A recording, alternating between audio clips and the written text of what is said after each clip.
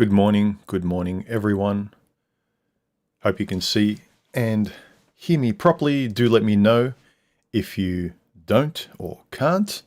Everything looks like it's coming through loud and clear for me here. Cheers. Today, we are going to be talking about this topic here, this one here. You're in a dialogue and what it sounds like. And I find this an interesting discussion because I really don't see how you can speak to people and be confident if you talk badly to yourself, like overly badly. And how can I put it? Pessimistically, negatively all the time. Like you get in your own way internally so much so that it's so hard to help you if you sabotage yourself before you can even get started. So I know it's not easy as well to, that self-talk, however cheesy the term has become. Sorry, I'm taking my footwear off at the moment.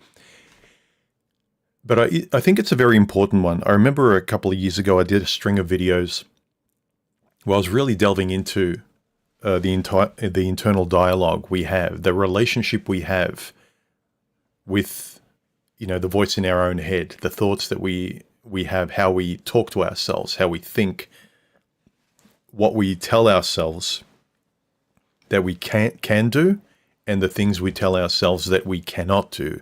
Oh, that's not me. That's not for me. And not a lot, but I'd say the majority of that is self-reinforcing. I think it was Confucius that said something like, the man that says he can and the man who says he can't are both right. And there is a lot of truth to that. And too many people glibly dismiss all that stuff as woo-woo and, antiquated and things like that. But I feel like previous generations, especially older textbooks that have stood the test of time, old stories, old ways of thinking, even though they were in books, there was a lot more patient, still thinking about these things and really trying to quiet our mind. Our minds are racing so much now that as we go through feeds on our phones, and allow me to turn mine off, that the patience required to speak well to yourself and to quiet your mind is lost because it's just all speed, speed, speed. And it doesn't surprise me that most people have a really overly critical inner voice. Now, I know that most people don't have a ultra positive all the time, sympathetic voice, but I've been struck recently by how many people have an overly negative inner voice. And I know it's common, but it seems more and more that it's becoming somewhat of the norm, where I know one or two friends that really struggle with it.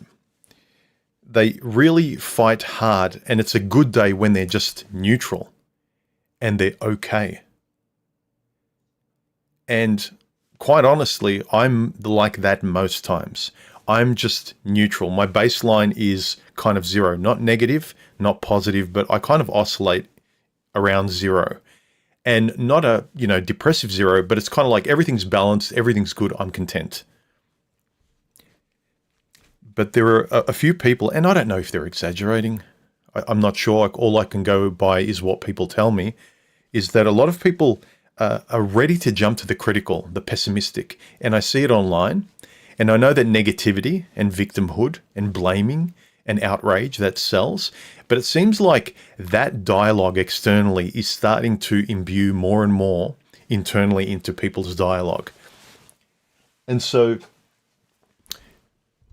no wonder that people are, gasping for self-help from the few people that are, genuinely able to teach or offer something in terms of calming down that cynical and overly critical inner voice.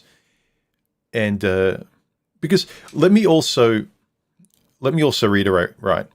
I'm not sure about you guys. And I'd be curious to see what you guys think as well. If you're here, let me know in the comments section, and let me know by putting 3 smiley faces before your comment. If you're here live, put 3 smiley faces or yellow circles, just so I can see you want to say something during the stream or ask me a question. But I would be curious to know how many people have a literal voice talking to them. I know it gets into the realm of, if you have voices in your head, you need to go see a therapist, and you may need medication or something. But how many actually, when they're thinking to themselves, actually have a voice speaking to them? Because I never have, and I'm guessing most people don't. They are thinking the thoughts rather than hearing them through a voice, if that makes sense. So let me know in the comments. Hi to the regulars who are here. Hi, David P. Rocket, how are you? Peg. Cynical Optimist. Melee, how are you? Frank, hi, how are you? Hi, Phil. Yeah, how many of you literally have a voice speaking to you? And what I would guess, it's more like a thoughts that you recognize rather than hearing a conversation. You're thinking a conversation. You're thinking dialogue and ideas in your head, rather than actually having a conversation where someone else is speaking. So, does that make sense? And my inner voice has always been more like a friend. Maybe I've been fortunate like that. It also has to do with the way you were raised, perhaps. If you were raised in an abusive, volatile household, maybe you believed how your parents put you down, and you've got an overly critical voice that, if your parents ignored you and put you down, you believed it.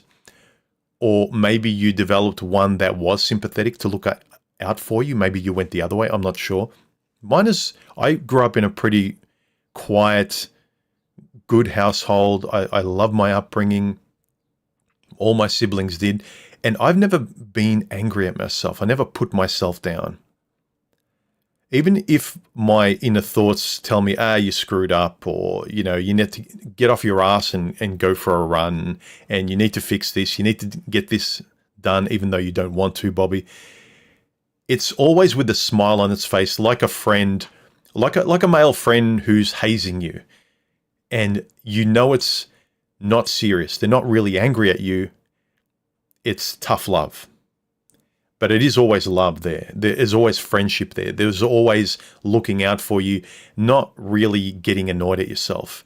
And I would find that odd for me to really put myself down and squash my head in the mud, But people tell me, I've got friends that tell me, and it's quite common, and I don't know if this is virtue signaling online, because I know that online, victimhood gets rewarded a lot.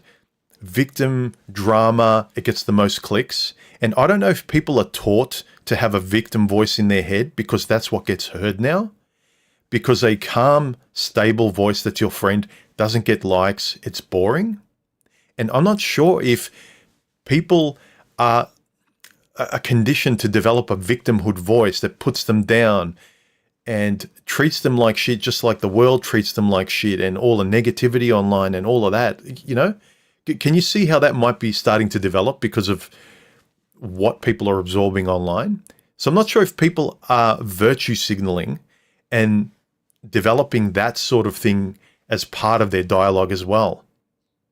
Just like you hate on the world and you feel like people hate you, you hate yourself. So it's all common, You're used to it. Whereas I feel like my own space, my own head is the refuge against a crazy world. Again, now let me know what you think.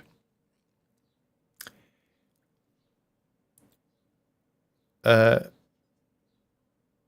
see here. Boffin says, I used to have a voice in my head all the time, but then I got divorced.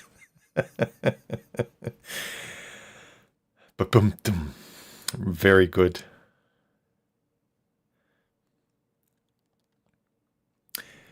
Rocket says, I have a chatty inner voice. I have a chatty inner voice. It seems in competition with me sometimes. Do you think our voice is a reflection of our personality or some of personality and the environment we were raised in? Yeah, as I just mentioned, it might be a combination of both. It depends on how calm your environment was. If you really needed to survive as a kid, you may have developed an artificial but necessary voice to protect you or to push the confusion away in some way, either validate their hate or the way they, your parents of the world, the way they criticize you, if you can't beat them, join them. So they just nod and say, yeah, I'm a piece of shit. And don't really think well of yourself and join in the joke that is you. Or do you go the other way and stand up for yourself? And that depends on how brave you were in the moment. Sometimes it's easier just to submit. Most people submit.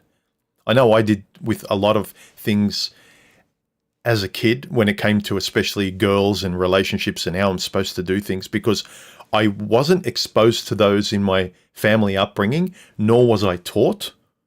So I just went along with what worked, what was easier. So with women in the world, it's kind of like just go along and believe what they say and say yes and don't be a thorn in the side of anything. Just go along and do what you're supposed to do. Just like you know how you're supposed to act at a job.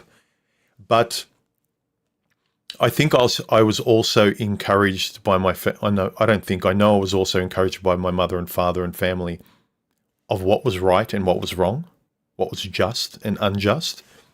And so I practiced speaking truthfully, internally, and justly. So I didn't overly kick myself because I was raised to have a sense of fairness and justice and truth about things and kind of an ontological perspective about, yeah, that's correct, that's not, that's fair, that's not.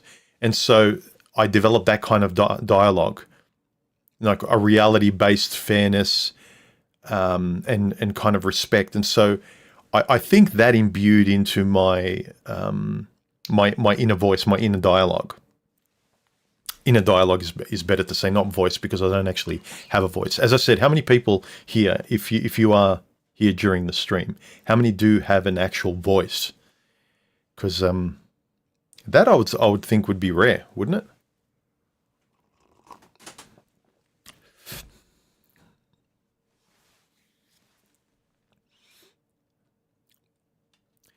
Introvert Maxing says, Chimp Paradox is a good book for dealing with inner demons. Helped me massively in my Taekwondo career.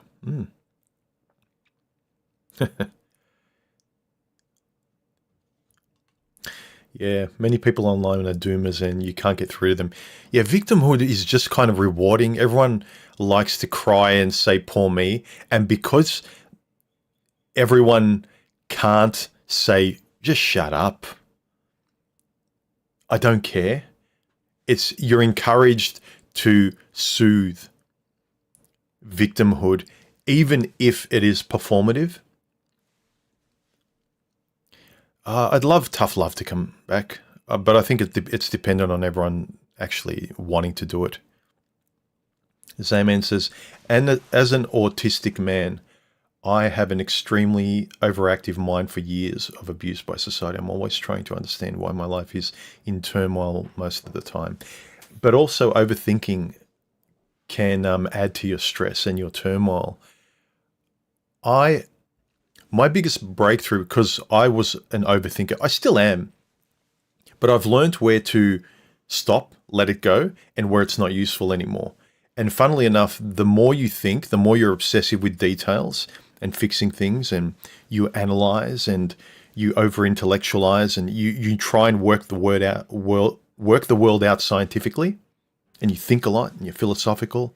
Like I just enjoy it. I've learnt that it can make your problems worse.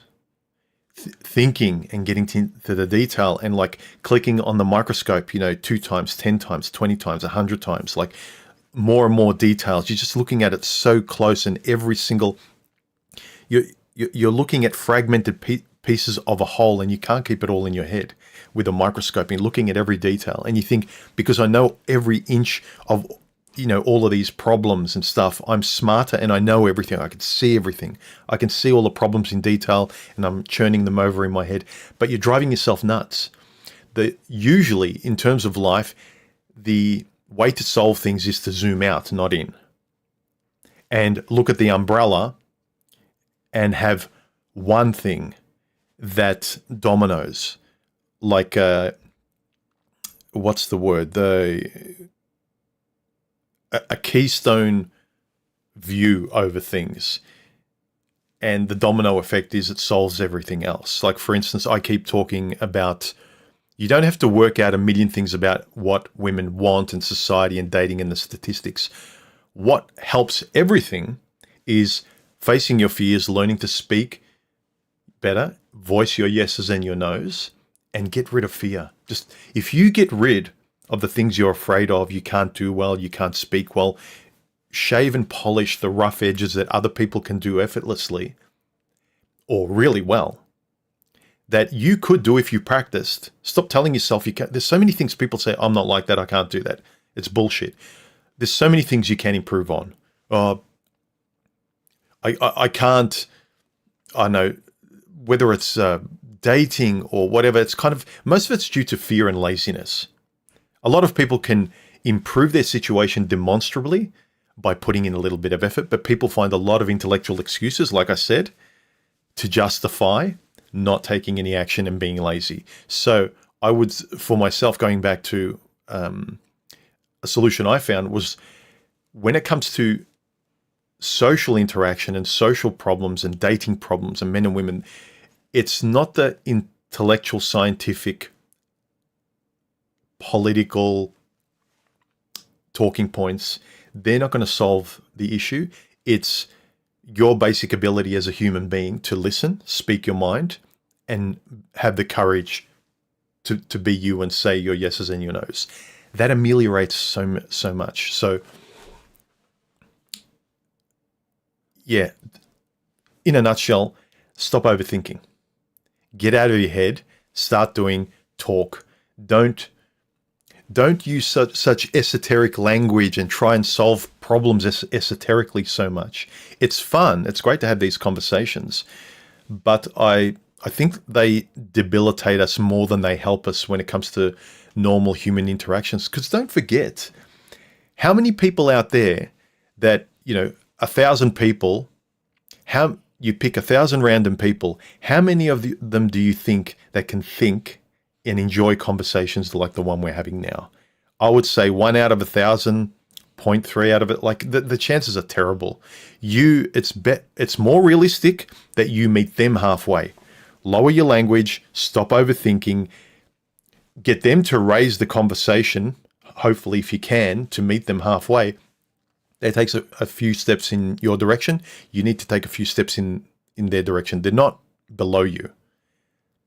And if they are, stop complaining about society, women, and all that if you're not going to meet them halfway. But overthinking is a huge problem. It was for me. David says, as a kid, it was easier to submit, to keep the peace. As an adult, I push back. Yeah.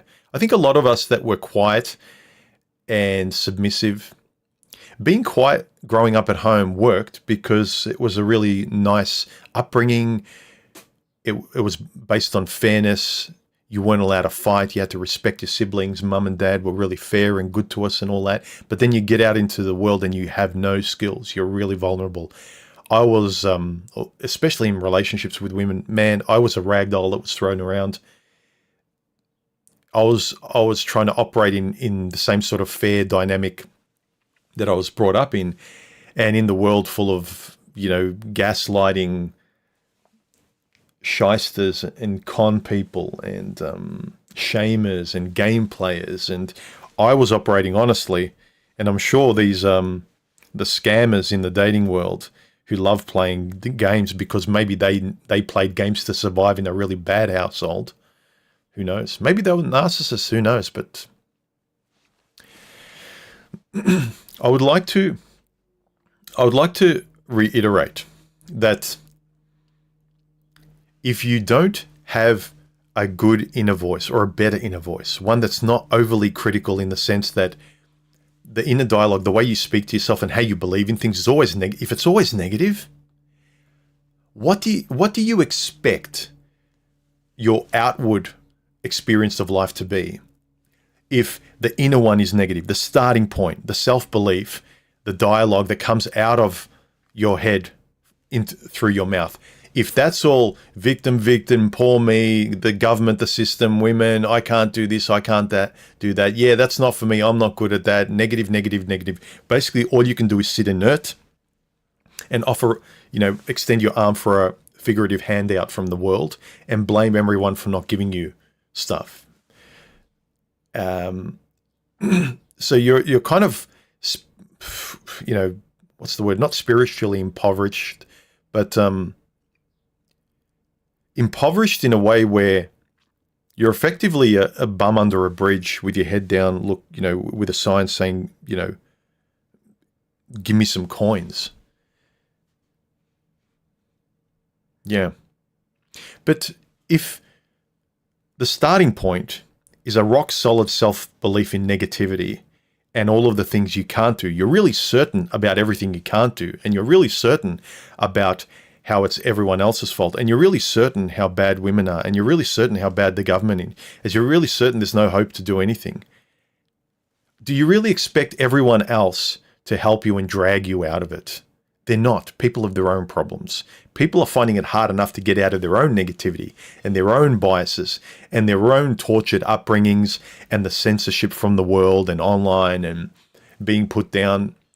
People are fighting their own battles. Like, they're not your father. I'm not.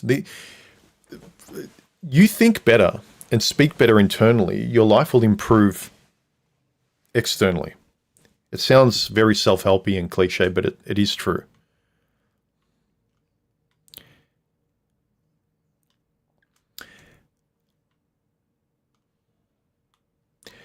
Most black people come from volatile home life, hence the crime and gang lifestyle. Yeah. And they glorify it a lot too. Everyone's proud of it. Everyone's from the black guys I've spoken to and what I've seen and the stories, they're very scared of their women, but they glorify them. Like, they're scared of an angry black woman. They're scared of them, but they love their mother. They idolize them, but their mothers lead the household. They glorify the gangster lifestyle, money, bitches, and all that kind of stuff. It takes a lot of will and an intelligent person to go, I don't, how am I supposed to fight? Like, there's enough of the world fighting and censoring me in that kind of culture that's just basically geared towards failure. You have to get out of the environment or really have the will to say a really strong no to the negative things in that environment. We could all improve our environments externally where we live, and we could improve the environment in our heads. But if you live in the ghetto where you're surrounded by all of that kind of negative stuff, the gangster lifestyle, you are really starting on the back foot. The best thing you could do is leave. Instead of sitting there and blaming society, politics, and the white man, leave. No matter what color you are, you pay attention. Loving, it's kind of like being in an abusive relationship. You say, oh, my parents abused me and stuff, but I love my mother and father. No, you don't. You don't. You were scared as a kid and you depended on them. You learned to love your abusers and you can't let it go. Recognize abuse for what it is. And you feel like, yeah, but I don't want to, how do I let go of something I love? There's nothing you're not letting go of, there's nothing there to love. If you've got abusive parents, there was nothing there to love. You needed to attach to something. If you grew up in the ghetto, you romanticize or in a nostalgic way, like your friends and your upbringing, but it's hard to kind of sever that, but there's nothing left to love. You're not leaving anything. You're not losing anything. You're just keeping yourself from being more content and stable, and actually maybe being happier.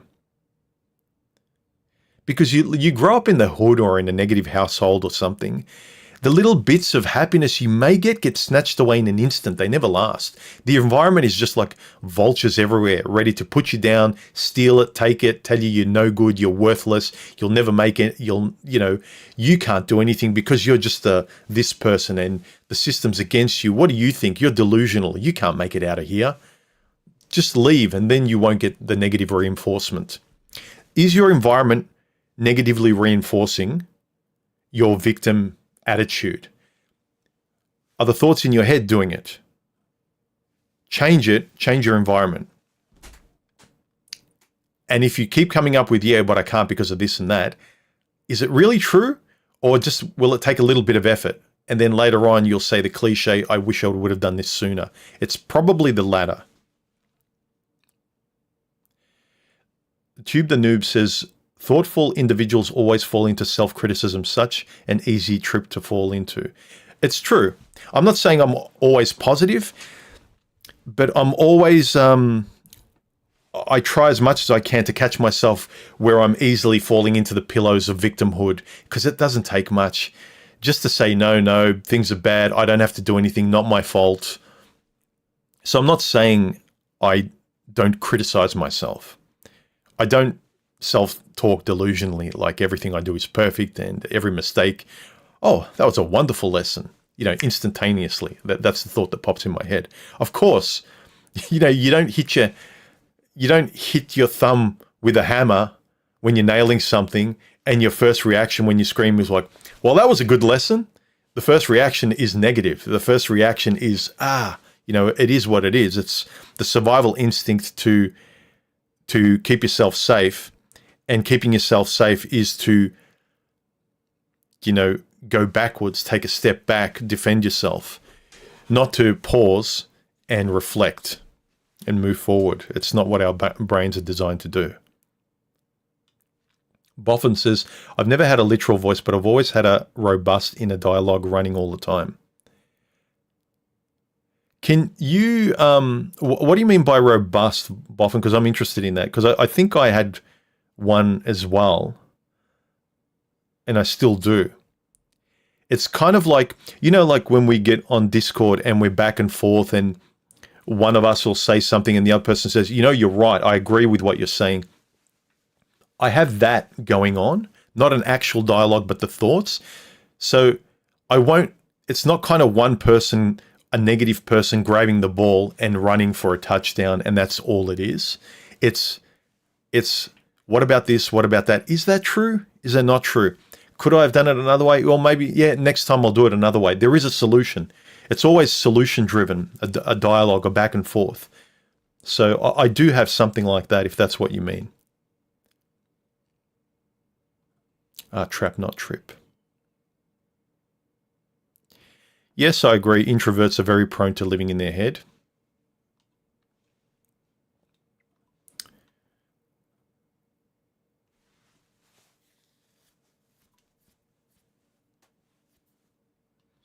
Melissa says, no.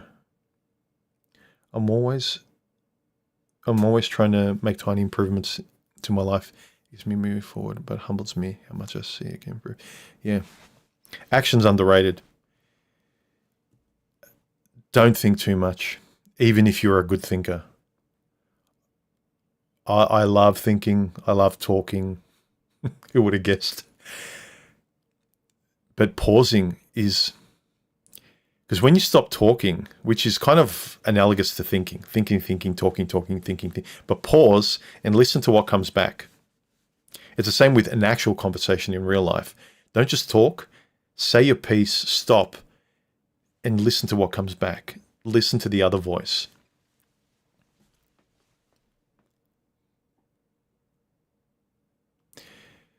Being mildly autistic and finding out late in life the hard way does throw into question the nature of the inner critic. Yeah.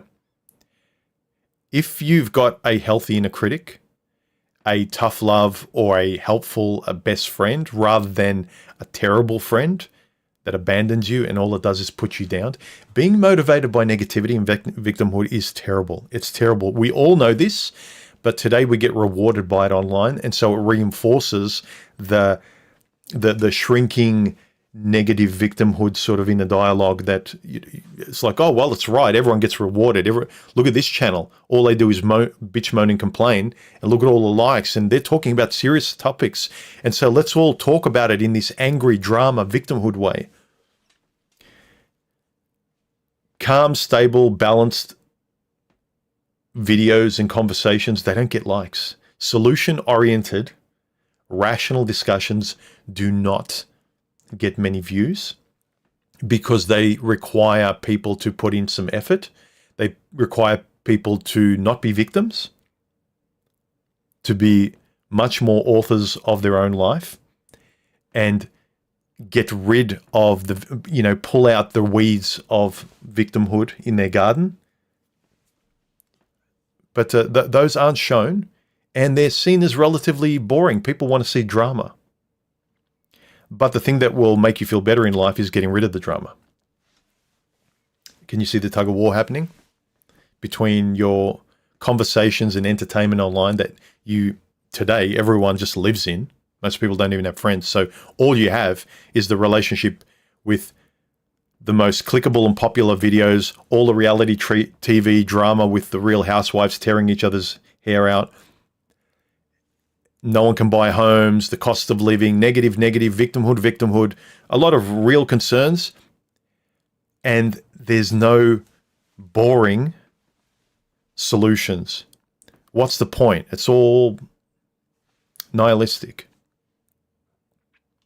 Hi, Neanderthal, how are you?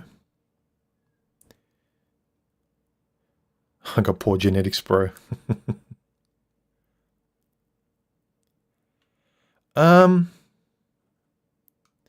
Melissa, I'm a full-blown autist, and the "don't be that hard on yourself" comment is tiresome. Yeah. When you've got that really black and white inner critic, it's very hard to be balanced when it's really largely one voice that you can't pretend it's something else. It's kind of like when you're in a bad mood. Like if you're feeling tired and someone says, just feel energetic, it's like, well, I'm tired. I think with people who are genuinely autistic, saying be positive is infuriating and is almost condescending. So I'm not saying it's easy, but I just wanted to give you my thoughts and how I deal with things and what runs through my head. And sometimes when I feel myself slipping, the one thing that does help if I start having negative dialogue or lazy thoughts or victimhood is, and you kind of know it doesn't feel good, is to change your state. Is if I want to do some writing and be productive inside and it's not working and I've got a headache and whatever, and it's just, I'm just butting my head against the brick wall in this environment, is change your environment. Get up, go for a walk, go to the shopping center, get some groceries, go for a drive, visit someone. Just unplug my head from this space. So physically move somewhere else or do something else. Stop trying to fix your head with your head. So again, this isn't necessarily dialogue, but when you're in a negative place, the best thing you could do is to get out of your head in some way. And that requires a physical effort, I think, in changing your environment.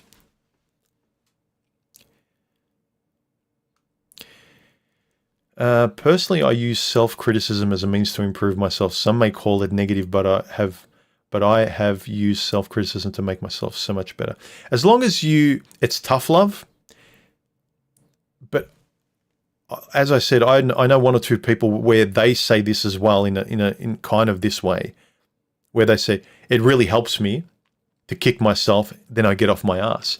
But they're depressives most of the time, and it's rare moments where they do kick themselves, they do something, they're proud, but if the only way to feel good about yourself on the other end is to first be sadistic to yourself, a sadist, then I don't think that's healthy. Imagine you in a relationship. Imagine someone who does that having a relationship with you. It's the whole Marilyn Monroe, well, if you want my best, you have to put up with my worst. And you're doing that to yourself. I don't think that's good. I know that's not good. I wouldn't tolerate it with myself. As negative as I would get, if I was leaning in that direction, I'd say, okay, shut up. I'm not listening to you. That's as harsh. That's my harshness. That's my bluntness. Like if my inner dialogue started hating on me and being a victim and ridiculously negative, I would start saying, all right, enough. You're a 3-year-old at this point. When I feel myself regressing to an infant, that's when I just kind of let the infant drown and starve. It's like, I don't care. I don't. Like, I refuse to be afraid. I refuse to be unhappy if I can help it. The feelings come, I know. It's not like I can make it happen. I can change my mood. But when I'm feeling that way, I don't want to be there, I'm leaving. And sometimes it's a trait I have. If I can't fix it, if I can't rationally have a conversation and work it out, there's no dialogue to rectify the situation, okay, arm's length, I'll leave you alone. I'm not dealing with you. I'm not listening to the child screaming. It is a kind of negative trait in a relationship, because with Stephanie as well, if she's in a certain mood or a place, or she's in a funk, she's just not feeling good that day, and she's just gone quiet, and I can tell she's not in a good mood, I want to help.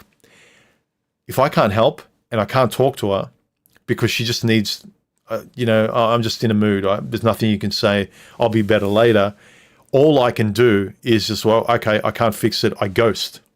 And that's great with me, but with other people, it comes off as cold. I can appear very cold because I only go in that mode. I don't like feeling my inner dialogue. I don't tolerate over negativity, over criticism. It's solution or fuck off. You're not going to act like a child. Let's maturely work this out. If we can't, let's go for a walk. Let's do something. I want solutions. I don't want to wallow in self-pity. We think it through, or we physically work it out. If we can't conversationally or mentally work it out, let's physically work it out by unplugging and taking a break and decompressing. But there needs to be a way out of this. We're not staying here. We are not staying in victimhood. We are not staying in misery. Sometimes you need to stay there for an instant, but wallowing in it? No. This isn't a YouTube channel where you just sit there getting likes for negativity. Sorry.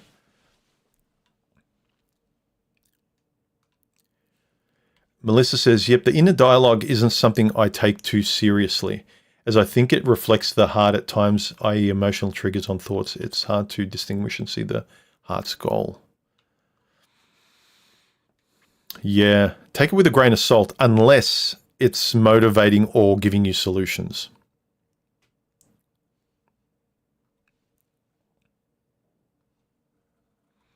Okay.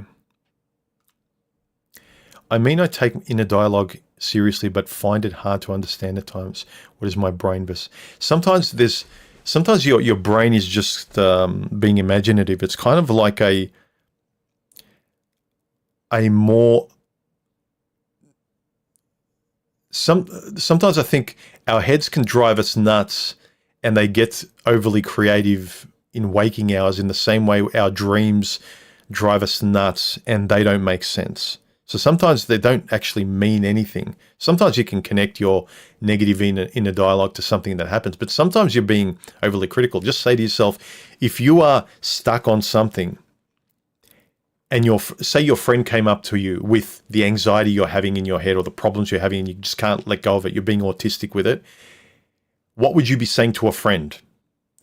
That's what you need to, that's the way you would sympathetically talk to your best friend is the kind of dialogue you should be more having inside, I think. It's what I try and cultivate. Neanderthal says, I always think my inner voice has two modes. Very black and white. Either it's very positive and creative, or I'm in full-blown defense mode, building a mental fort against the world, brain and heart. Just the guy says, do you think black people living in the ghetto are there because of choice or because of the lack of concrete alternatives? I think it's kind of generational as well. Like it's just harder. Like you have kids in a dangerous, unsafe, harder environment, and it just keeps multiplying as the world around gets harder and harder and the economy gets harder and harder. It just multiplies. It's kind of like I see these refugees that come into Australia and they get put temporarily into detention centers while they're processed, and they just can't stop having kids. And there are children that are born in detention centers, and they're born and some of them have become teenagers. They've lived there for 13 years. And it's like, well, if the parents are going to be stupid, if the parents can't stop taking substances in the ghetto, or they can't stop having unprotected sex, and they think, well, it's not me, it's some guy upstairs, he's causing babies to happen, God prays, it's a miracle. No, it's you. If the parents aren't going to be responsible, they're making their kids suffer. Again, my opinion, but when I see these people just having kids in ghetto environments, in very harsh, impoverished environments, and they're just like popping out 5, 7, 8, 10, 15 kids, and they're kind of course they're religious. Like, you need something to help you cope with it, otherwise you go insane. But it's like, stop, man, you're being irresponsible. Oh no, but God. It's like, no, it's you. Stop offloading it to God. Jeez. Again, in a dialogue, do you offload it to God? It's not my fault. Do you offload it to society? Victimhood, not my fault. Or do you take responsibility and you treat yourself like you were raising a kid? It's like, no, this is what you should do, son. Or do you talk to yourself like a friend? Be the mature, responsible person. Give the advice you would like to give to a friend and feel proud of. Give yourself that advice. I'm not sure if it's the real us, but I would say if you take the advice that you feel proud of, or that you should do, I think that's the cliche best version of ourselves, or the person we want to be. So real us, not the real us. I think if you listen to what you should do and do what's right, that you're always proud of yourself later. I think that's the real you, is basically what you express in the real world, your life, your choices, how you speak, how you stand up for yourself, the concatenation of choices and the past that you've got behind you. That's who you really are. If you can never kind of build the bridge between who you want to be and how you want to speak and what you're proud of and the ideas you stand up for in your head or in your little groups online, if you can never build the bridge between that and how you express it in real life, then sorry, the expression in real life is the real you, not who you hope to be and your idealistic version of a utopia in the world. There's so many, it's like the really fat person that's going to start their diet on Monday. That's not you. It's the you want to be. Like, you can be motivated by whatever in your head, or you can be demotivated and kick yourself in your head. But the real you is the expression in real life. Muhammad says, I love your content and I really appreciate you, man. Big love and support from Iraq. I hope you have a wonderful day. Thanks, man. Thank you. Where are we? So if anyone wants to leave a comment, or the best way to do it if you are here live is to put 3 yellow circles, like this fictitious example, or super chat during this live stream, and I'll definitely see it pop up and I'll read it. So they're the best ways to do it. All right. Let's move this down maybe a little bit.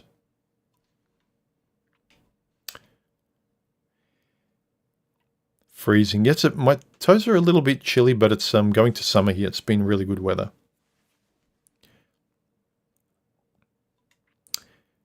Rocket scientist, Neanderthal.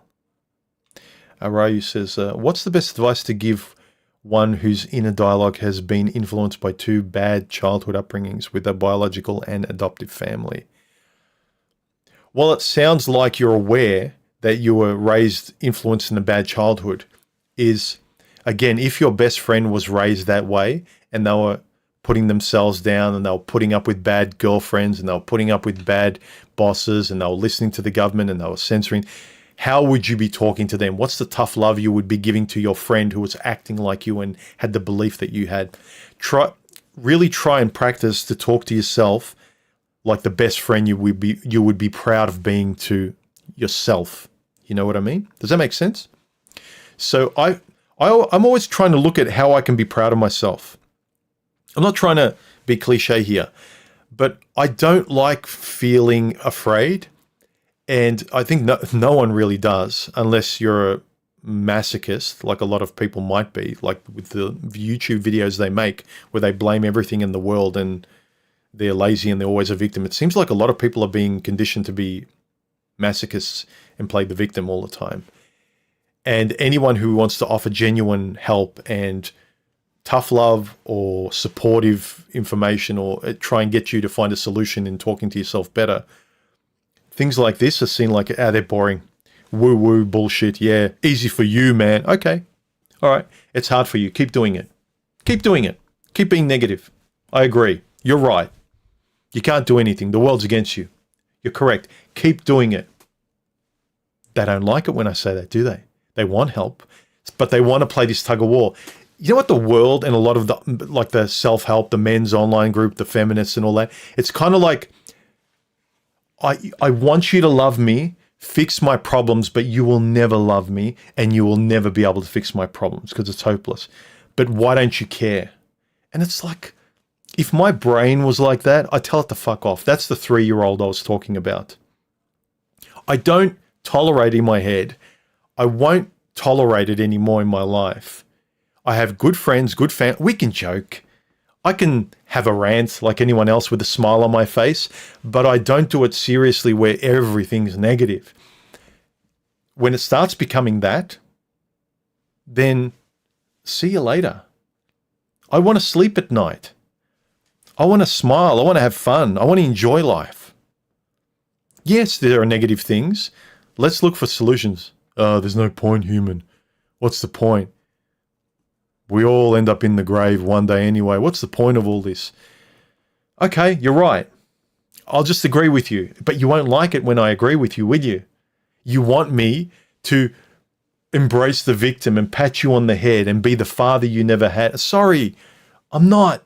The only way you're going to get better is for me to tell you I'm not your father and stand up. Stop being a chick, man. Just this schoolgirl mentality that the feminized world has like convinced everyone to be. It's just, God, I refuse. No. I did it for years. Rightly pointing out the inadequacies and the unfairness of the world. Fine. Now what? Oh, there's no now what, human. What do you mean? We've pointed out what is. What can we do? Oh, all we can do is like retreat into caves and survive the mess outside in the world, in this post-apocalyptic world. And one day, just come on, get out of the movie.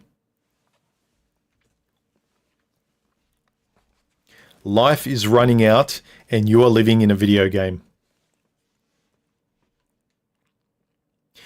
Here's something to think about, right? Say you've got a negative inner dialogue and you have no friends. You live in a bad neighborhood. You can't get a date. You feel alone and you have a negative inner dialogue. What do you think the chances of you finding a friend, finding someone to love, be with? Almost zero. I know that if I was out there really looking to trust someone and have fun and get a friend or date, if a chick was sitting across from me and she was negative, victim, negative self-talk, there'd just be a million red flags telling me, yeah, nice meeting you, but I hope you work out your problems, sweetheart. How do you think you come across? What are the chances of you having a good life with at least a friend or dating properly and enjoying your life? Zero, because of your attitude. It's not me telling you to man up for women or society. It's your fucking life, and it's just all, I can't, I won't, this isn't me. It's like, okay, great. Yep, you're right, buddy. Joe, you're right. It's all bad. You're nothing. You're a loser. Yeah, I agree. I'm your friend. You're a loser. You're stupid. You can't get a girlfriend. Then all of a sudden, Joe's looking at me like, well, that's a bit mean. It's like, oh, you want me to be nicer to you than you are to yourself? Is that what you want me to do? I'm not your father. I want to be your friend, but I can't be your girlfriend. I'm not a girlfriend replacement. I'm not a mother replacement. I'm not a father replacement. At that point, you have to be your own father. You have to be the person. You have to search out better books, better conversations, better mentors that will, especially for a guy, give you the kind of tough love, the masculine sort of tough love that you never got. But I'm not going to soothe you like the mother or the girlfriend, or it's like, what am I going to do? Agree that you're a victim? You won't like that either. It's kind of mentally pulling yourself apart in two directions. No wonder people need therapy, and then they go to a female therapist or a male therapist who might as well be female, most of them. Anyway, Sean C., how are you, dude? I have two inner voices. One is drunk during weekdays. The other is drunk during weekends. I'm an alcoholic. What? No, you're not. No, you're not. I know you, Karu. Unless you've been drunk all this time whenever I talk to you. That would be surprising.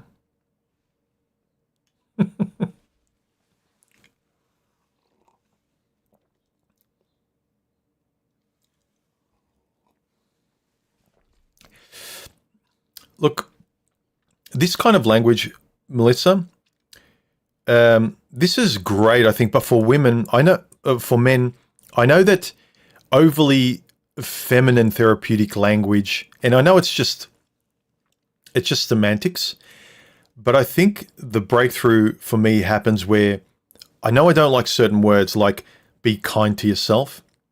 To me, it's kind of femininely unconstructive to a male brain.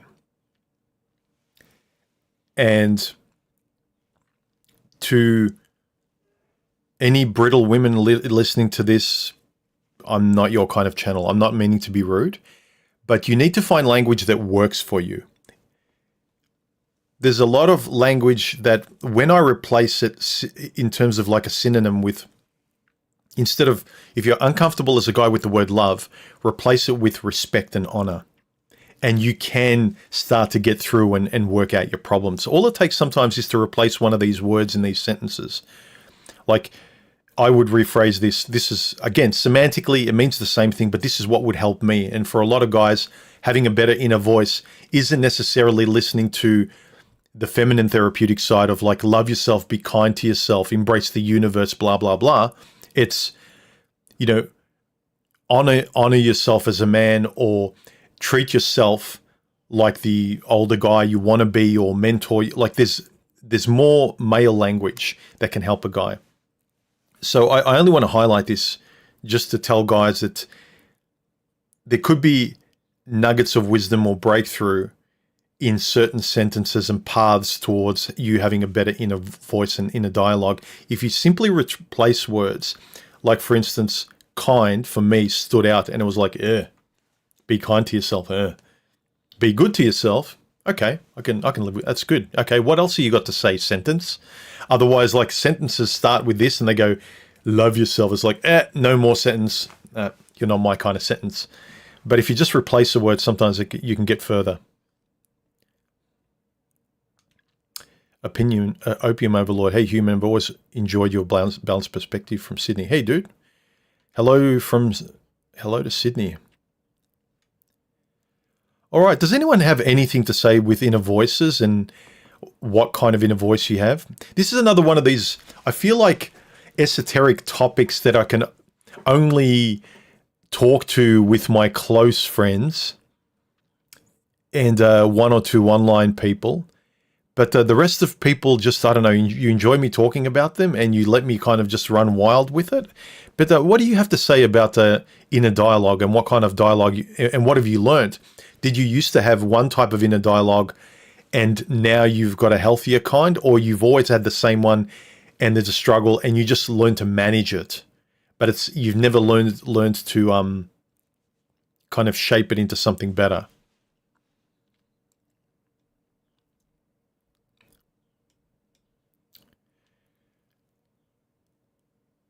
It ain't good or bad. That my inner voice is very connected to the welfare of your physical body. I have a hard time having a good inner dialogue if my body is sick or in pain, lack of willpower. That does, if you can't sleep, you're always tired, you're disabled in a certain way, physically, neurologically, or whatever. I can't pretend to say, well, just it makes no difference. Yes, you can point to examples of people that are, they are quadriplegics and they've done so much in their lives and they have no arms or legs, and like a couple of examples, and say, well, look at him and you're complaining. That can kind of get you out of bitching. But I think it's not good to motivate yourself by the misfortunes of others and you compare yourself to them and say, okay, I'm not as bad as that loser, therefore I boost my ego compared to a loser or someone who's more handicapped than I am. I don't think it's a good way that's the only way you can motivate yourself. But when you are realistically held back by something you can't get out of, because there's some guys that will, when I'm talking about relationships, they'll say, all well and good, but I'm 23, still living at home, and I'm in this situation financially. I can't move out, and my parents treat me this way, and it's really stifling. I can't wait to leave. Then I'll be able to address some of these things. But right now, I can't even date. They confine me in such a way. I need to live by their rules, and it's really, really stifling. And there's only so far I can go because of my environment. When your environmental and physical factors impede you, I understand, but I'm saying where all things considered you can, but you make excuses, like I'd say 95% of people online. I don't have much patience for that.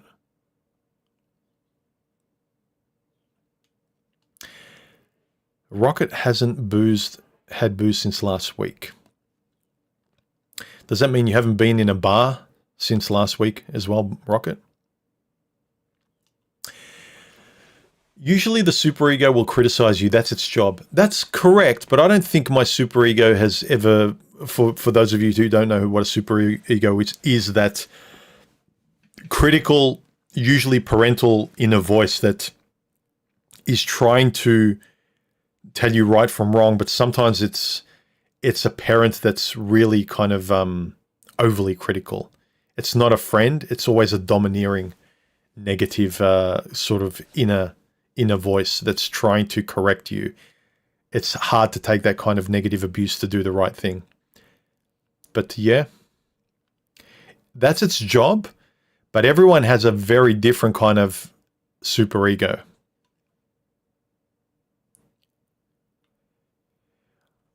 Hi, human. I've often wondered over the years, what is your real name? Yeah, my name's Bobby. Bobby is my real name. Yeah, I know. Most people are surprised. I don't look like a Bobby at all. Even Stephanie, when I first started talking to her, she found my YouTube channel. And it was a little while until I actually told her my name, until we started to develop some sort of trust. And when I told her my name, I could see the look on her face. She was like, that is nothing near what I expected your name to be.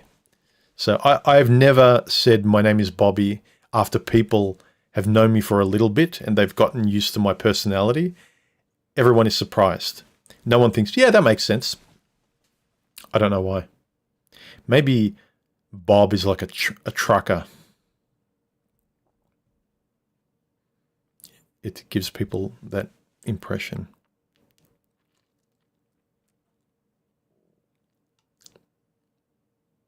No, you haven't. No one ever thinks I'm a Bob. Everyone thinks I'm something, I don't know. Just like most people, when I tell them to guess my nationality or my heritage, most people say Italian, Greek. They never say Serbian. Cool avatar, John. Looks illustrated. Is that run through like an AI illustrated thing? Nice. All right, the stream is still running. I took your advice, Karu. I popped the stream off to the side, and I'm always checking it in a different window because I usually just hide it amongst tabs in the background in one window.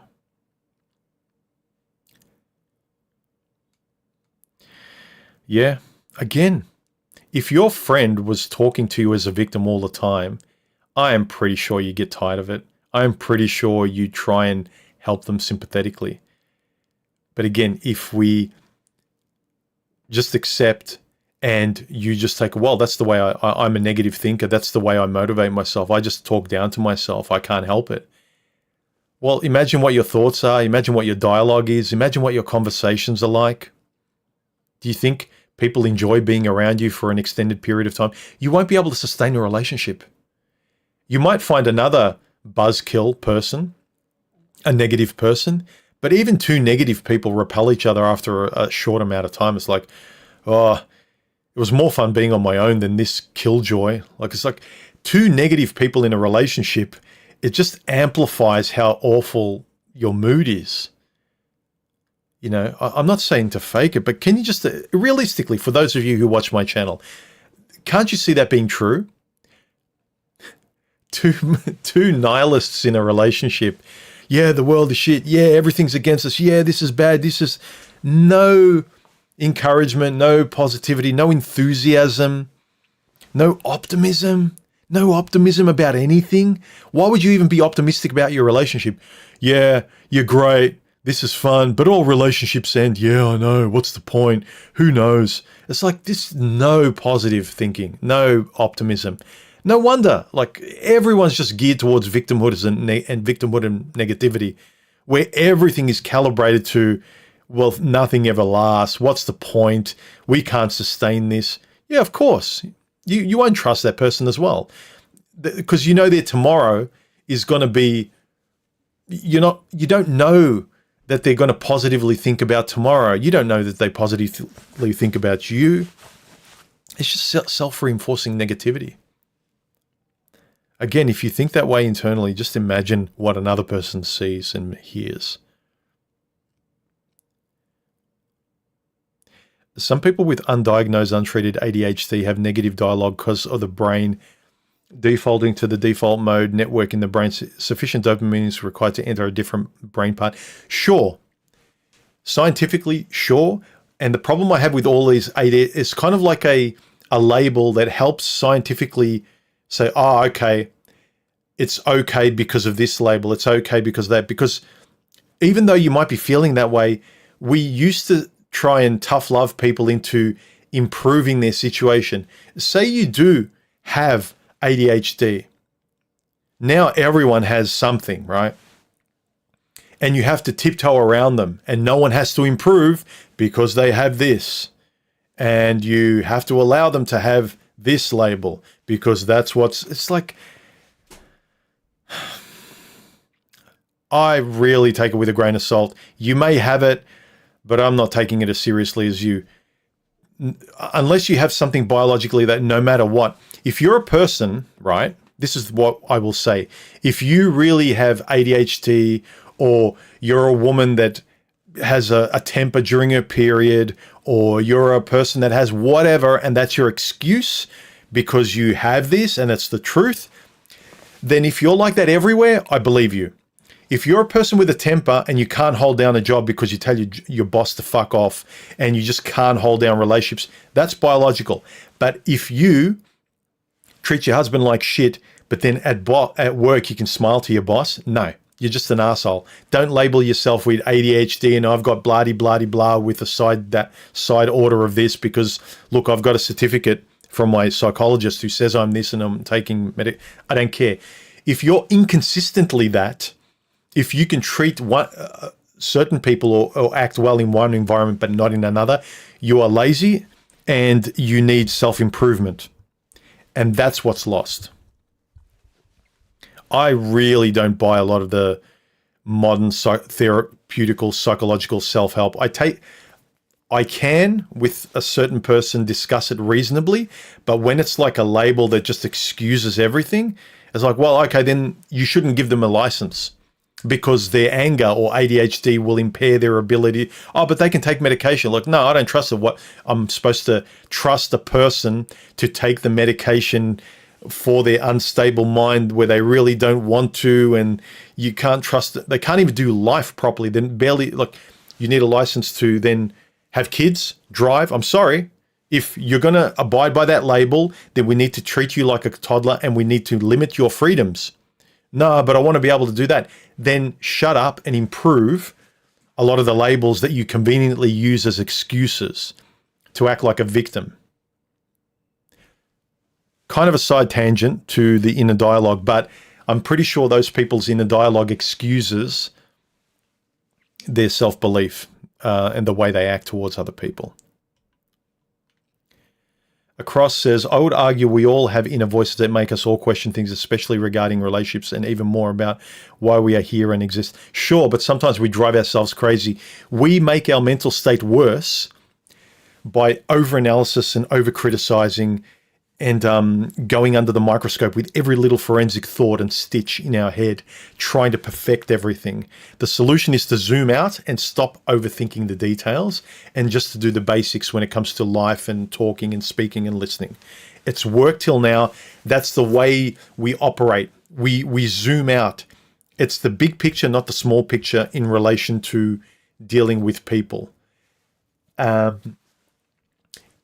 It's the small picture of your life dealing with the big, how can I put it?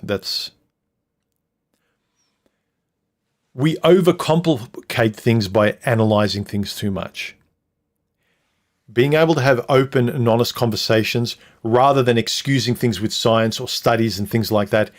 Don't excuse them, reference them, but let's stay on reasonable discussion with ourselves and with other people.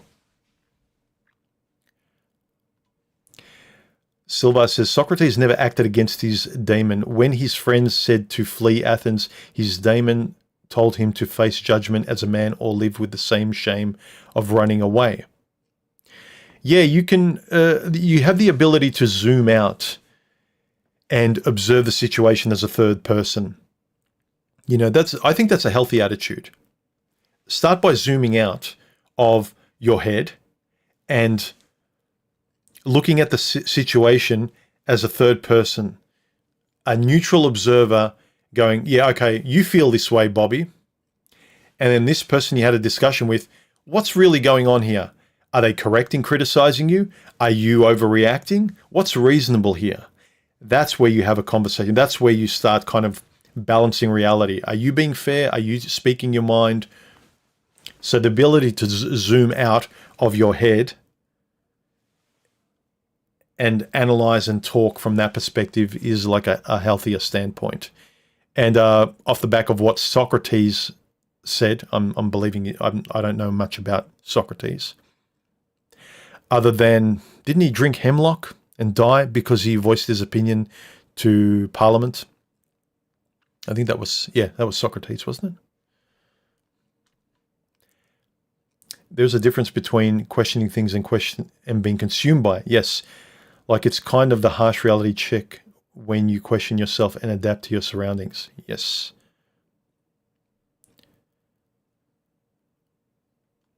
Yes, we suffer more in imagination than in reality. There's another saying, I have suffered so many things in my life, almost all of which only happened in my head. So let's zoom out and be realistic about these things too. You'll start to have more a more stable inner dialogue, I think. So have a think about that. Does your inner dialogue feel like a friend or a foe? And that's an important thing, I think, to pay attention to. Again, more and more people that tell me, oh, Bobby, you're calm. You're a calm person. You seem stable. And I generally always have. I've had my anxieties. I've had my trouble with women and relationships like most guys have in the past, especially today, with the environment in the West and with the politics of women and feminism and men being against women and women against men and all that kind of bullshit going on. But I've always had this ability to zoom out. Even visually, I remember, does anyone have this ability as well? Maybe it's me being creative in a certain way, but I have this ability even when I'm driving and going to someone's house, and then when I leave, I can find my way back very easily. And people say, how do you remember the way, Bobby? And I'll say, oh, I just zoom out. And I've got this visual ability to zoom out. And I kind of picture myself like when I'm going to a new place, driving through streets, I zoom out and I've got a bird's eye view from the air, almost like a road map. And I can sort of see where I'm going left and right. And then I just go and I got a similar ability, made it easier for me. It wasn't automatic, but I use that same ability to fix my problems. And I'm confused in a situation, I'm in my head, zoom out and look at it from the bird's eye view as well. Look at it like a third person observing. So I found that ability automatic in the real world in terms of directions, but I also kind of used it in a different way to look at my problems as well, like look at a global view of it and seeing how it fits and the fairness and that kind of thing. No. Or are you? Yes, in the West, Robert is, Bobby's the shorthand for Robert, but I have Serbian heritage. So Bobby is the shorthand for Slobodan, which you can tell Bobby is easier to say.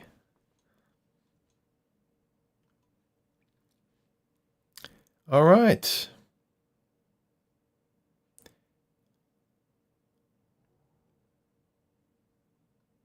Human looks like an Archibald to me. Painting?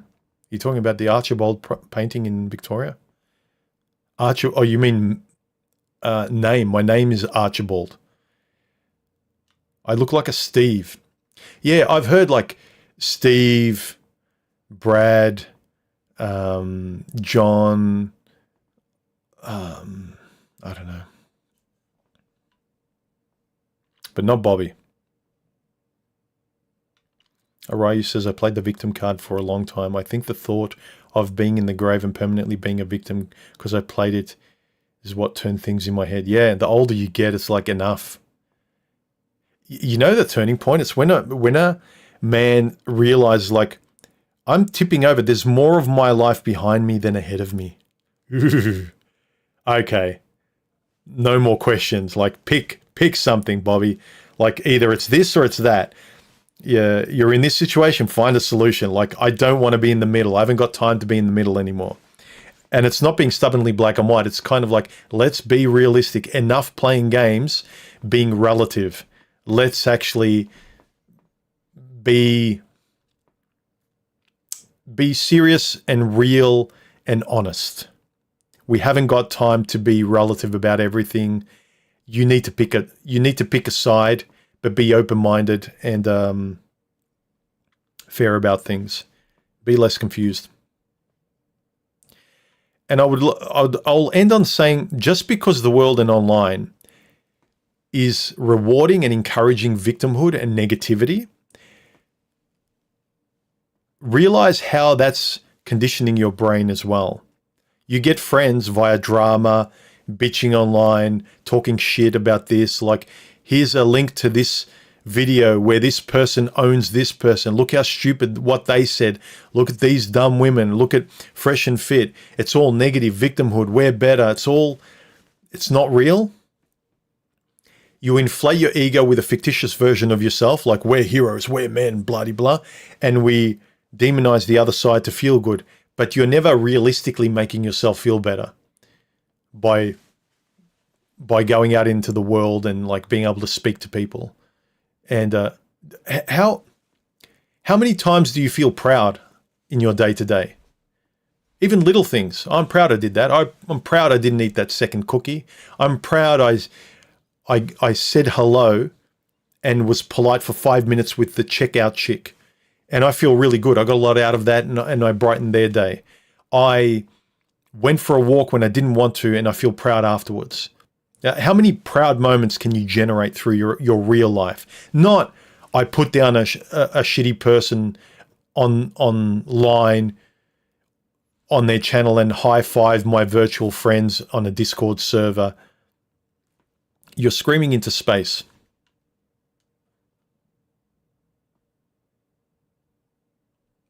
All right. I think, are there any more questions? Arayu says, what about driving on a road and you are about to make a turn into another lane, but you are told not to turn? Yeah. Yeah, that's kind of, I've thought about those things too. You're a person that wants to do something. You've got the confidence. Yeah, I can go in that lane. It's safe. I've got the confidence it's going to work, but I can't because someone's telling me I shouldn't do, and I need to follow orders. That's kind of a tricky one, but I guess on the road for everyone's safety, we should abide by red lights and green lights and things like that. But yeah, I do know what you mean. You know, you keep getting stopped by signals and signs and censorship and stop and go. Some things make it safer for everyone. Well, I kind of understand that, but a lot of other things now, they're putting up stop signs and red lights conversationally online, and what you can and can't watch and what you can and can't say. That's what I don't like. All right. I think that's all I had to say on it. Tube the Noob says, I can't call you Bobby, you're a human to me. Not a knock against the name, it's just how I see you with respect. That's fine, dude. That's fine. He looks like a human.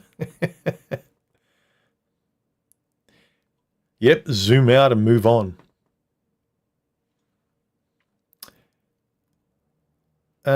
Zooming out is actually a male-dominant cognitive skill.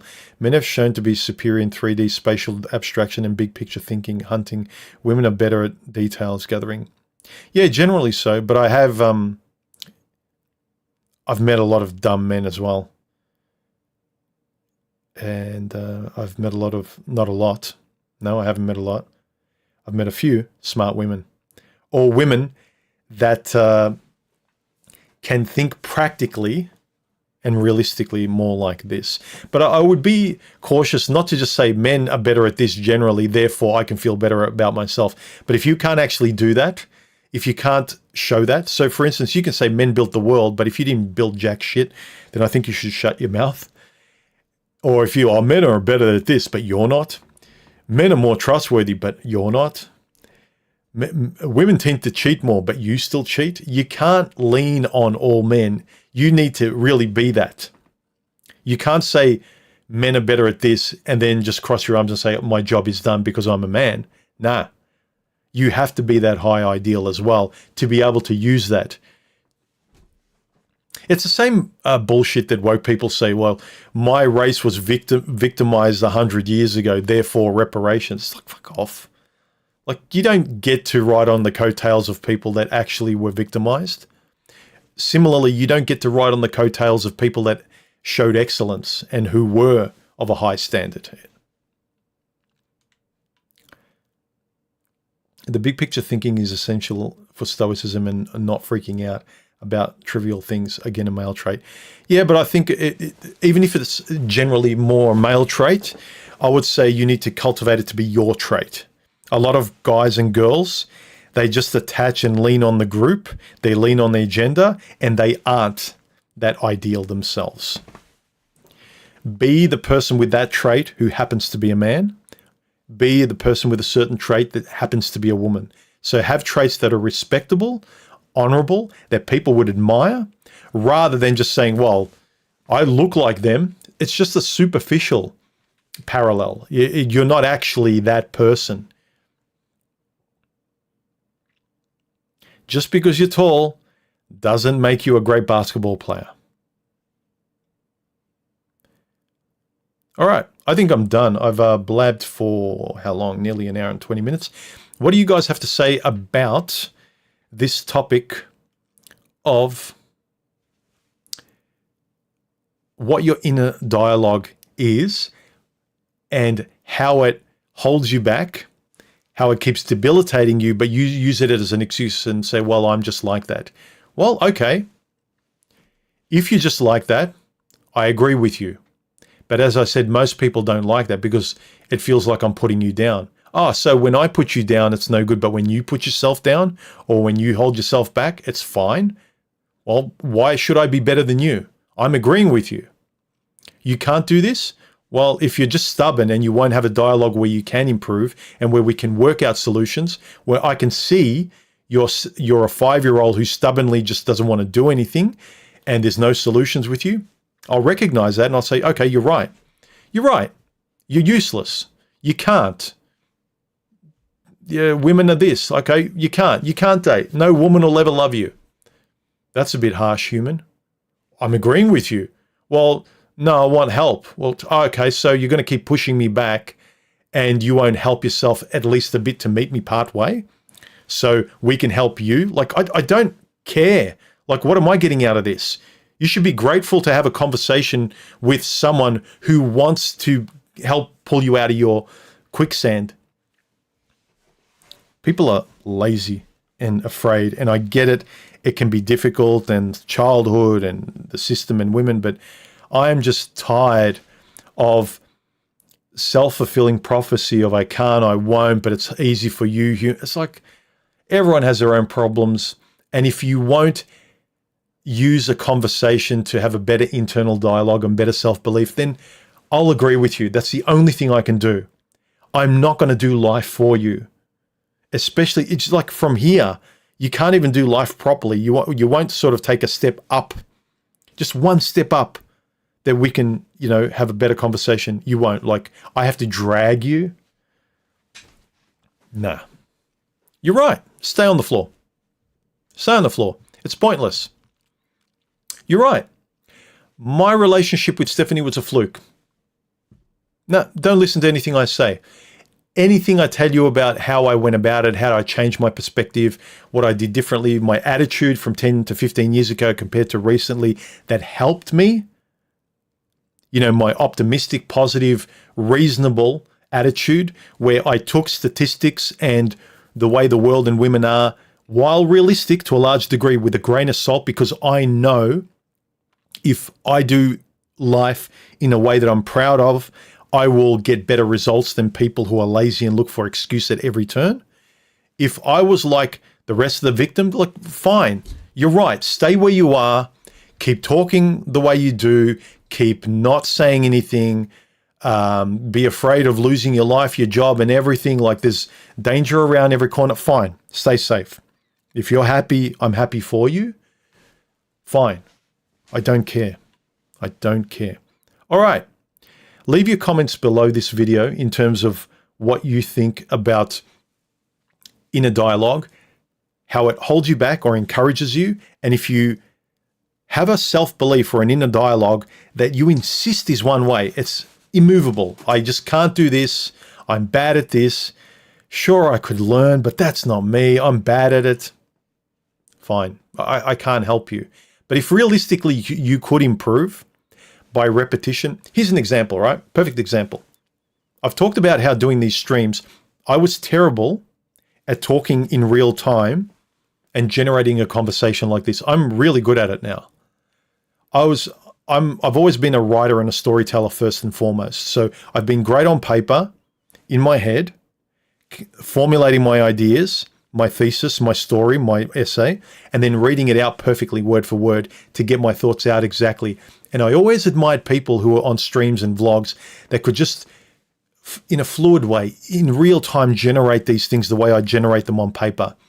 I got better at streams at this because I practiced. I fumbled and evolved out loud with you guys to get better. I was talking this morning to Stephanie and I said, the one thing that still debilitates me is being able to do this vlogging out in when I sometimes do videos in nature. I'll go for a walk and I really want to get better at that, but I need to practice that. So that's something I could say, well, I'm just not good at that. I'm good at this and I'm good at scripted videos and things like that, and I can get them exactly the way I want. But I'm nowhere near good as just in real-time vlogging with the camera out in public. But I would like to be. And so I do need to improve that. So that's one thing I'm working on now, trying to improve doing videos with bullet points, not with a perfect script, to be able to generate this conversation and be fine with that and trust that I can actually do that out there. Trust that I can do this out when I do a video out into the world. So you can improve, but if I just listen to, well, I'm good at this, I don't need to be good at that, but I'd like to be. Why can't you improve? So again, is your dialogue encouraging you to be proud of yourself, or is it encouraging you to just stay where you are and believe that it's too dangerous, too difficult, and the world's against you, and the only way to win is not to play? If you're one of those people, I can't help you. And all I will say is, I agree with you. Best of luck. And I'm on your side. Happy repetitive life until the grave, where you're shaking your fists at women and the world, and your life looks the same at 25 as it does at 85. You're right. Keep doing it. Keep doing it. Don't change anything. Don't change a thing.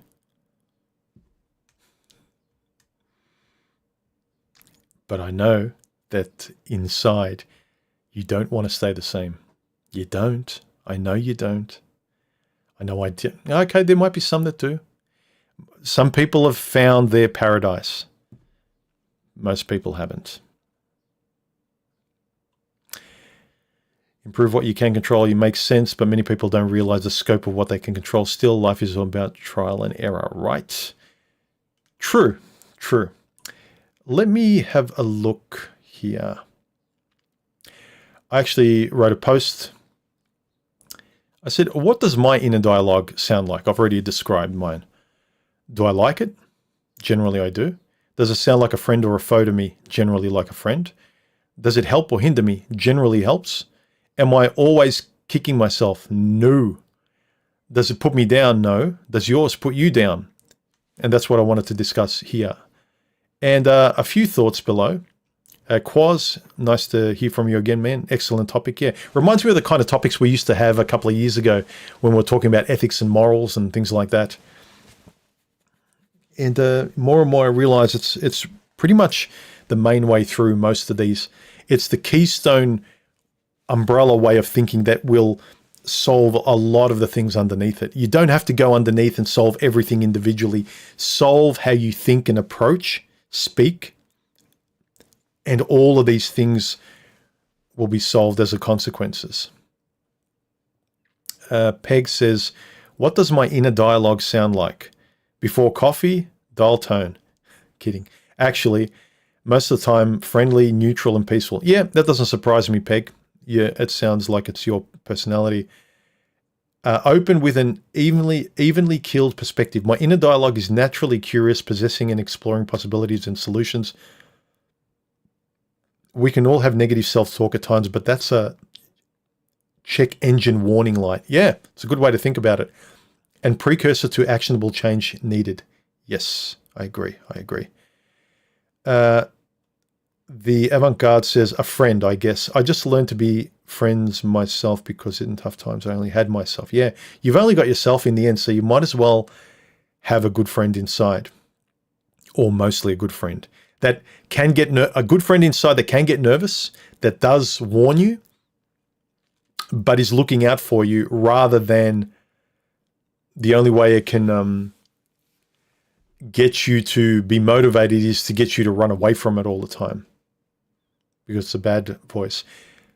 Silva Silver Ogre says he always questions. I used to confuse the questioning with doubting, but then I realized Socrates questioning and Descartes doubting both sought understanding. Okay. Don't know what that means. And David, how are you, dude? He says it used to be faux, but now it's more friendly. Perhaps still not as friendly as it could be, but my self-critic still needs a bit of tempering. Yes. At least you're aware of it. That's the good thing. Some people aren't, or just leave it. They think, it's just the way I am. But if you know it needs to be on a leash, like a dog that needs to be trained still before you can let it off the leash, that's a good thing. At least you're aware of it. All right, I think I have answered most questions here. Any last comments, and then we will wrap this stream up. All right. While I'm waiting for the final questions, if there are any comments or questions before the stream ends, camera I'm using here is a GH5 with a Leica 15mm 1.7, and the camera I'm using here is the Sony EOS R6 with a Sigma 24mm f1.4, both with, I can't remember the LUTs I'm using on these, but there you go. And I'm running all of this stream with all of the, all of these things over the top, the pictures and everything through OBS, in case anyone is interested. So all of these are just like layers and things like that. So anyway, I hope everyone enjoyed the stream. I hope it was informative. I hope it encourages you to think about your own self-talk. The words you use, I've mentioned this. What language do you use? You might have feelings and inner dialogue. Write them out sometimes. You'll be surprised how you speak to yourself. I was surprised when I started writing down my thoughts, like really journaling honestly. And I'd read back some of my thoughts like, did I really talk like that to myself? Is that the language I use? I use that word? Really? Geez, no wonder I had problems with women, the world, and stressed in this and that situation. And now I don't use those words. I've replaced them with others, or I don't structure my sentences that way.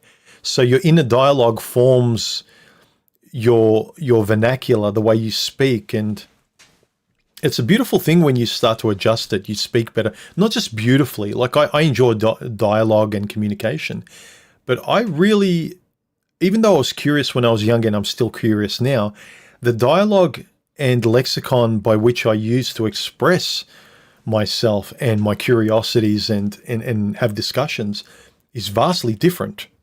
So the curiosity is still there; it's in my nature, but the fine tuning of the vocabulary and things like that has really been fine tuned because of practice and being able to step outside and have a balanced view of things. So yeah, I'll leave you with that. I hope you got something out of this. I think this is a interesting discussion to revisit, because I've talked about these things a couple of years ago, and they're things we don't realize. They're the blind spot, almost the first point of call that we think, oh, well, that's just me. What is your first step of internal dialogue by which you process and then speak and then have problems with outside in the world? The first premise is usually faulty sometimes. If you're having problems in the world, the very first generative point of call, which is your belief and how you think, and you think in a black and white manner, that's not me. This is what I think. Do you really? Or when someone says something that you don't agree with, you spurg out and get really defensive and you defend the point almost politically. It's like, really? Why are you so angry? Across says, the way you express yourself really can define how people see you and even how you see yourself, but that takes practice for sure. Yeah. And being honest with yourself. If you notice that you get on chats or in real life, you don't have friends, you're always talking, but you don't have friends. And when you do have one or two friends, you're always talking. Maybe you take all the oxygen out of the room. Maybe you need to learn to listen a bit more. maybe you're too black and white. You're a black and white thinker. You don't let other people speak. You talk at people. You don't talk with them. You know, zoom out. Zooming out is a really good exercise to see how you interact with people. But that's kind of like a connected side tangent to your inner dialogue.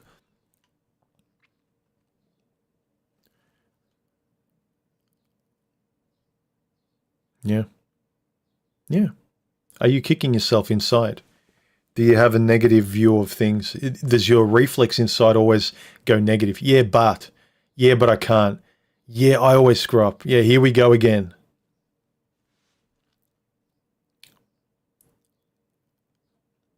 No, I wasn't talking about you across. I was talking about like there's one or two people. There's a couple of people online that talk a lot. You're one of them, but I don't mean to be like you do talk a lot, but so do I, right? But there's one or two people in my life I think of.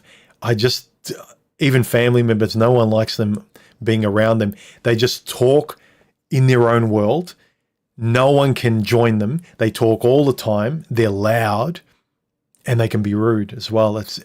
Then they talk about the problems they have. It's like, yeah, I know why you have problems socially with people. I know why you've been divorced 3 times. I know why, you know.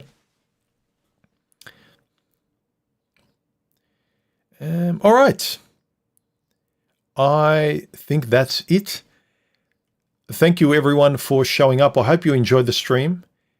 Leave your comments down below or in underneath the tab for this stream, this one here, where I pose a question. What does your inner dialogue sound like, friend or foe? Friend or foe? Foe. Yeah, that's actually an English word, everyone. I'm sure it is, because I'm really good at language, like I said. And yeah, have a look at the last chat I had with Quaz. That was a really nice one I had. I had a chat with my wife Stephanie a couple of days ago about, what do we talk about actually? We talked about, why aren't we religious? That was an interesting conversation. Yeah, and yeah, last week's stream. But yeah, this one, I'm working on another video, but this was the last video about how I really changed the old life I had, which I was just kind of on autopilot, and then very consciously decided to, like I was talking about today, if you don't like your inner world, change it, how you think. I didn't like my outer world, like the job, the routines, I was repeating the same years over and over again. It was fine, but everything just felt like I was in black and white. That was an interesting video. But anyway, have a good weekend, everyone. It's Sunday here. Sunny, but clouds here and there. I can see pigeons on my neighbor's roof. And I will talk to the rest of you in the next stream or video. If you're interested, this is Lewitt 440 Pure microphone with a magnetic screen. And yeah, I should just go. Enjoy your weekend, everyone, and I'll catch you later. Bye.